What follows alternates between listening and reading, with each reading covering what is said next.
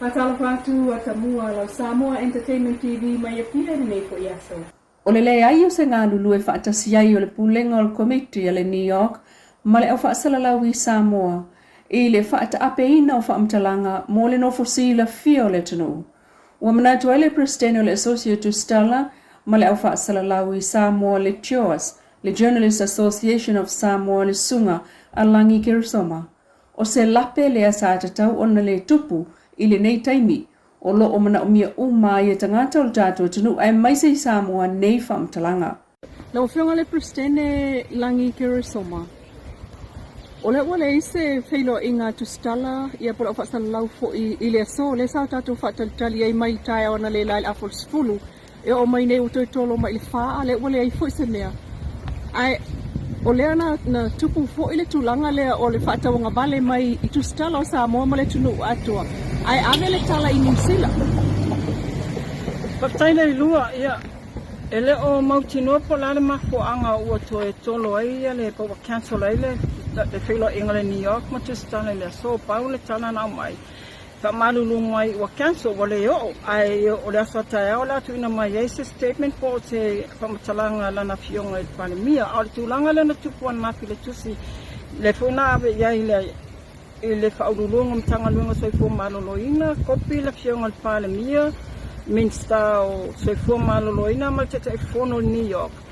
Na whaali ai le tūlanga o le popole, o le concern na whaali le vasengo tustala, ono le tūlanga lea, mai tau mai, o le teimi nei, o le mepito e silinta o le teimi nei, whaamaunga whaamatalanga, information, o loo whaatali le atu nuu, i whaamatalanga tu sai fo i lea ma le whaamai o COVID po whewanga i o teimi nei peitai.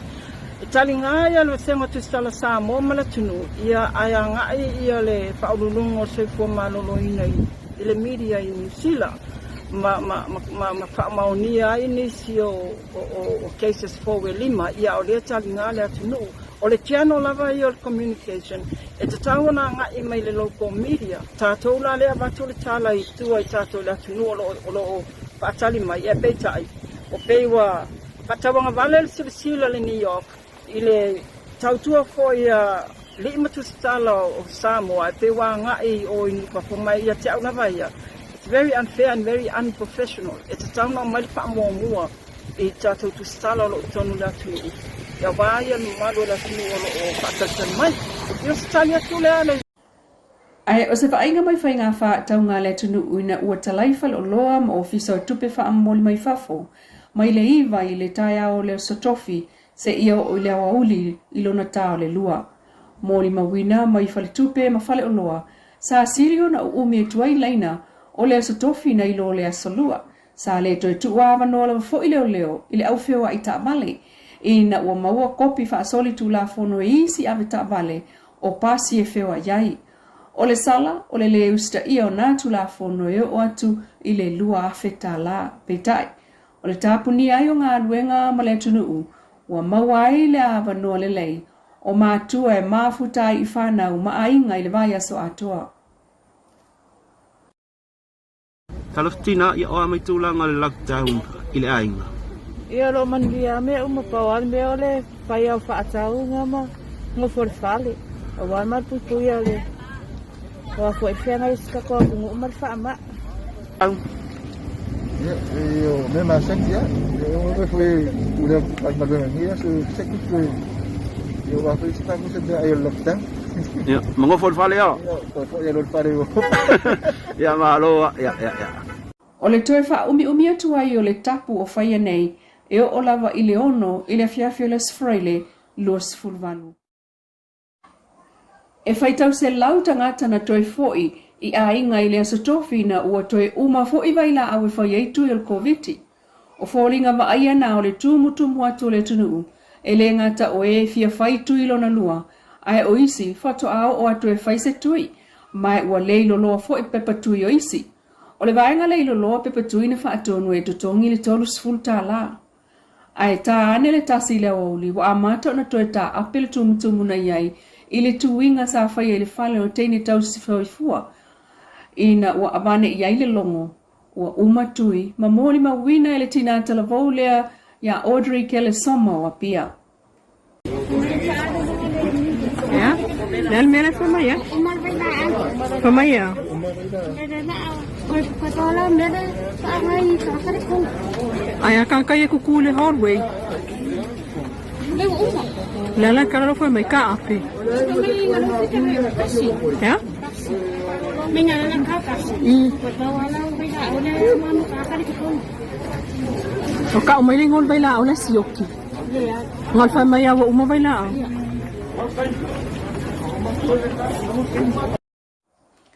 E sili se fulu afe tangata o tato tunu ue umane le tuinga tele lona lua o novema ele i whaiuni o lato tuita i lua. E lava mafu anga e pe o le mawai maitu mau o le mata fefefe ma le sui o mafau ele i whaiuni tui ina ua whaitau i whaasalalonga whaasanga tau i tuinga o le koviti. Ele iai lava se tangata o le tato tunu ua li potia aloa ia pe whaalawa i tele mai ni a fianga mai tui pui o le koviti li taiminei. Na tuliloa e tata wa Tamua, a Samoa Entertainment TV le fionga i le minister o le whala poptongo ele tau Samoa le Samoa Land Corporation le antinu u Wayne so o yalo i whanua o le malo i whalelau niu manu u fau. Na vai i ainga mai savai i manu u itua lea o no fomawa i polu. I mea tau whanua po le Samoa Land Corporation whanua ale malo lea olo o ilalo fo i o lau wa'awainga. E iei ia whainga whaawai le whainga malo taluai. Lea pe lea o le whaatau motu atu whanua i ainga peta i le taimine. O lea ua iei tuutunga ona ua uma le taimina tu atu i ainga fo i lea po le sefulu mo ntupu tausanga tu atu i ainga tutongi i le tau lea le se interest. Ua uma, ele i uma. A o lea la ua mana o i tutongi lo le pasene mawalunga e toe mamulu ai whanua o ainga ia. Ma le se o ngā na tongi ai deposit, ma tupe ia na tongi ma disfruto sanga o tua nai. O ie se whainga whautanga i ai i alo whionga minsta ma malo nei, e se mai whainga whaavai i o lua pangati ai ia langona o ainga nofo lisi o iei li taiminei. Ia, ora vole atu nui le tātou e le whapema, se simani ana tu. Ele fai mo fiele ma fai ele fa tau mo fanua na vai te e ese male mania ona e tau mo fie ma tau toninga ia ar fala bla ia ole usta ia fo to tele la to a ele ole fai na tele na le ole ie te ni ole fai na tele le ie ole o la to o mana le fanua to fa tau ni stanta fanua ia ar mana fa tau on to i mai la i salasi to mana fu i si fanua mena lena ina faile le fenga fa baile na ia o le to fa tau o fanu ai lisiro ina ia woni ma fai ona alu se si fa tau se fanu o mena la fa tau no fi fanu ina ia ma fai ona fo de tangata ia fanu afa pesi fu tau sanga ile tau lena ave ia ai le fai no sta ia no ngala wa le sta ia le agreement or arrangement por con kala kele fai ele fa tamo fanua o la o siria ila to ia le tulanga le temine le lis ia tu ila ia o lis ya o lo fo e mo residential lease, commercial lease, community service lease, mala agriculture lease ese umala ia lis o fanua ne ai fa tau fanua ia e whatau atoa ia le whanua le tau e tau na whatauina. Ai mō tenine, ia o le fuila matanto i titilo le tatu mtanga le nor salasi. Ia e nisi fuafuanga fōu. Ia i whanua ia wa uma o na lisi atu itua. Ai le o whaungaina. O le to tele o la tau o lisi o la tau whanua. Nāna mana o lisi whanua o whanua. Ai lisi me o whai ele. O Samoa Entertainment TV mai pia sfa o poponga i le aso atai au i le alofa o le atua e wha soifua ia.